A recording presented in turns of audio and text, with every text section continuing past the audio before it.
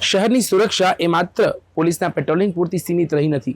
ગુનેગારો આજકાલ નવી ટેકનોલોજીનો ઉપયોગ કરી રહ્યા છે. ત્યારે અમદાવાદ ક્રાઇમ બ્રાન્ચે વિકસાવ્યું છે એક સ્માર્ટ સોફ્ટવેર પ્રતિરક્ષા.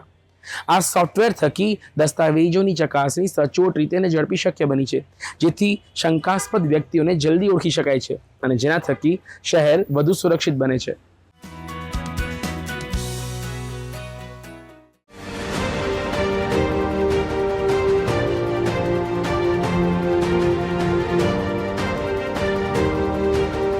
ઘણા ગુનાઓમાં આરોપીઓ બનાવટી આધાર કાર્ડ, ખોટા સરનામા અથવા નકલી ઓળખપત્રોના આધારે પોતાની ઓળખ છુપાવવાનો પ્રયાસ કરતા હોય છે.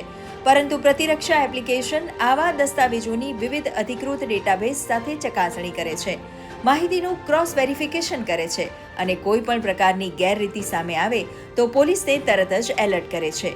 આ એપ્લિકેશનના કારણે હવે ભાડુઆતો, ઘરઘાટીઓ, વિવિધ સંસ્થાઓમાં કામ કરતા કર્મચારીઓ તેમજ અન્ય વ્યક્તિઓની ઓળખ અને દસ્તાવેજોની ચકાસણી વધુ ઝડપી, પારદર્શક અને વિશ્વસનીય બની रही है. जैसा कि हमारे यहाँ पहले पथिक ऐप चल रही थी. पथिक ऐप बेसिकली हर होटल, गेस्ट हाउस पूरे गुजरात से लिंक्ड थी. कोई भी यूज़र जब चेक इन करता था, गेस्ट चेक इन करता था, उसका होटल वालों की रिस्पॉन्सिबिलिटी थी कि उस हमारे पोर्टल पे उसका डाटा अपलोड करे, डॉक्यूमेंट अपलोड करे. अब उसी को हमने ऑटोमेटेड उसमें जैसे ही कोई यूज़र जाएगा आप आधार ऐप से, तो वो OBSC का जो हमारा जो सर्टिफिकेट है उसके आधार पे हम एक बार कोड जनरेट करेंगे हर होटल के लिए. तो होटल में जैसे ही कोई गेस्ट चेक इन करेगा उसको स्कैन करेगा. स्कैन करते ही ऐप के द्वारा जब आधार ऐप से स्कैन करेगा तो उसमें FRS face recognition system authentication आएगा कि आप OTP as well as FRS से स्कैन करिए. जैसे ही उसने फेस स्कैन किया तो वो आधार जो डाटा उसके मोबाइल में है वो आ जाएगा. तो कोई भी ऐसा गलत डाटा होटल वालों को नहीं भेज सकता. अच्छा, उसमें वैसे तो 40 फील्ड हैं जो आधार के डाटा में, पर वो यूज़र अपना कंसेंट दे सकता है कि भाई सिर्फ मेरे यहाँ पे मोबाइल नंबर और ईमेल आईडी ही शेयर हो. જ્યારે પણ કોઈ પણ પીજીમાં અમારે ત્યાં ગેસ્ટ આવે છે ત્યારે અમને બહુ જ એ તકલીફ પડતી હોય છે કે એ જે ગેસ્ટ આવે છે એ કોઈ ગુનાહિત ઇતિહાસ ધરાવે છે કે નહીં એ જાણવા માટે. આના માટે અમારે બહુ જ જે પ્રોસિજર હતી એ બહુ જ ધીરી પ્રોસિજર હતી, પણ હવે પોલીસ ડિપાર્ટમેન્ટ તરફથી અમને એપ આપવામાં આવી છે.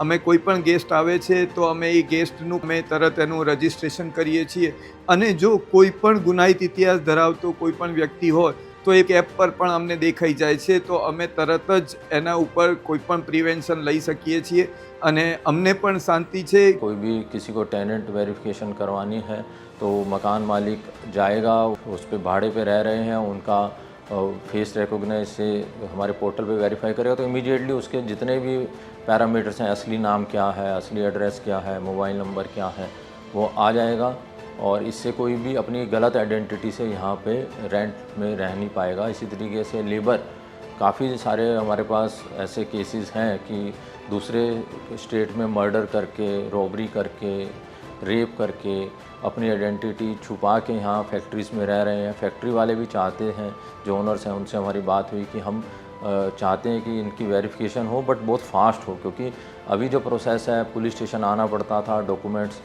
सबमिट करने पड़ते थे, फिज़िकल कॉपी, वो फिर हम जो रिस्पेक्टिव एड्रेस पे भेजते थे उसमें काफ़ी टाइम लगता था.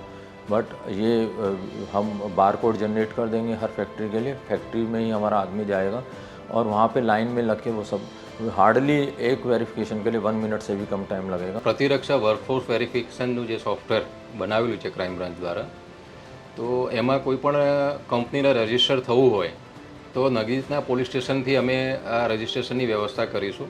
ત્યાં એમને રાઇટ્સ આપીશું કે કંપની ત્યાં રજિસ્ટર કરી શકે. કંપની ત્યાં રજિસ્ટર થઈ જાય, કંપનીને એના યુઝર આઈડી અને પાસવર્ડ મળી જાય પછી કંપની પોતાના ત્યાં આ લોગિન કરી અને કોઈપણ એમ્પ્લોયનું વેરિફિકેશન કરી શકશે થ્રુ આધાર એપથી. જેમ કે વર્કફોર્સ વેરિફિકેશન કરાવવું છે તમે, તો તમને જ્યારે કંપની રજિસ્ટર કરાવીને તમે પોર્ટલ લઈ લીધું, તમારે ત્યાં કોઈપણ એમ્પ્લોયને વેરીફાઈ કરવો છે તો ત્યાં સિમ્પલ એક QR કોડ જનરેટ થશે અને એ QR કોડને આધાર એપ દ્વારા તમારે સ્કેન કરવાનો રહેશે. આધાર એપથી જ્યારે સ્કેન થશે એટલે ફેશિયલ રેકગ્નાઇઝેશનનો ઓપ્શન ઓપન થાય છે. એ વ્યક્તિનું જેનું વેરિફિકેશન થાય છે એનું ફેશિયલ વેરિફિકેશન ત્યાં થશે અને એ જ વ્યક્તિ આધારના ડેટા સાથે મેચ થશે તો તમામ એની ટોટલ ડિટેલ પોર્ટલની અંદર સેવ થઈ જાય છે અને ત્યાં આધાર વેરીફાઈ બાય આધારની ટેગલાઇન આવી જશે. काफ़ी संख्या में बांग्लादेशी इन्फ्लेटेटर्स जो गलत रास्ते से आए थे वो अलग अलग शहरों में रह रहे थे.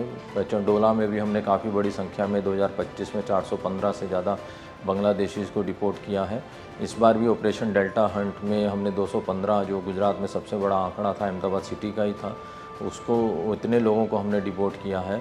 तो ये आधार ऐप उसमें भी काम लगी. પ્રતિરક્ષા માત્ર એક સોફ્ટવેર નથી, પરંતુ આપણી સુરક્ષાનું એક ડિજિટલ કવચ છે. પોલીસની સતર્કતા, ટેકનોલોજીની શક્તિ અને નાગરિકોના સહયોગથી હવે શહેર વધુ સુરક્ષિત, વિશ્વાસભર્યું અને સુવ્યવસ્થિત બની રહ્યું છે. કેમેરામેન કૃણાલ ચૌહાણ સાથે સુમન બોરાળાનો રિપોર્ટ.